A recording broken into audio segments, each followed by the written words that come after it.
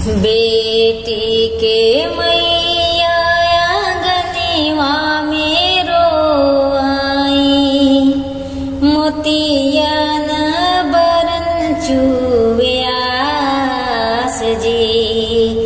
बेटी के मैया आंगनवा में रोआई, मोतिया बरन चुवे आस जी। अपनी ही बिटिया के दिए दूधी पाली, अपने ही बिटिया के घिवे दूधी पाले। अरे राखियो नयनी माँ के बीच जी, अरे अपने ही धीरिया के घिवी दूध पालय, राखियो नयनी माँ के बीच जी। जेही दिन मोरी दिया हुई है पराई, केही विधि रखबै परान जी। जेही दिन मोरा बेटी हुई है पराई, केही विधि रखबै परान जी। इतने वचन सुनी बेटी हो कवन रानी, मैया से पूछे एक बात जी।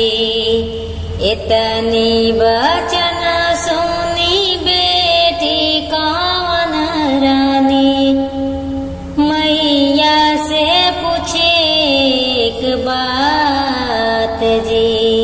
के मोरी मैया हो हाई जई हाई, अरे के ले हैं सुधिया हमार जी।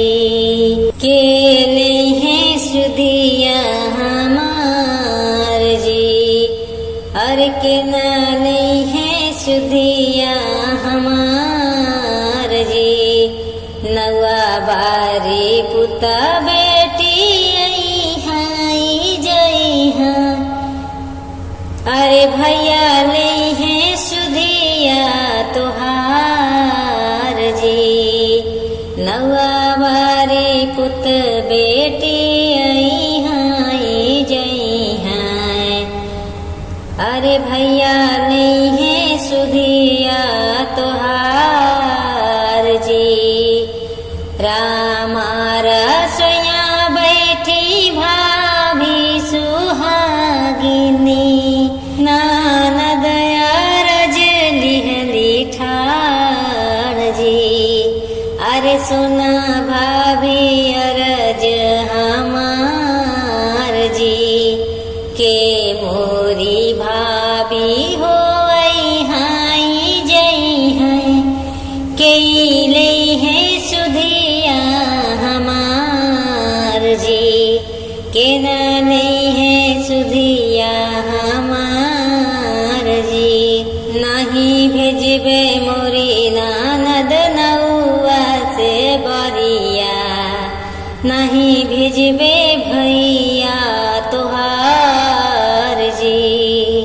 रोवती बेटी हो माया लागे गईलेनी, मैया से करज जी। अरे सुना माई भाभी के तू हिंजा बाबा, नहीं भेजी है बिरीना हमार जी।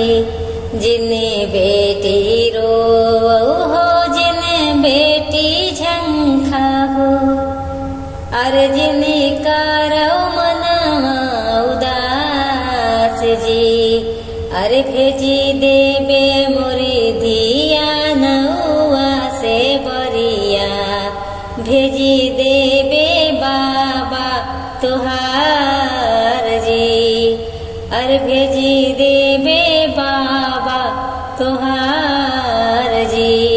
ऐसन भाभी के सुधे जिन की अरे भैया के दिहु बिसराय जी अरे ऐसन भैया के जातिउ भुलाई अरे दिहु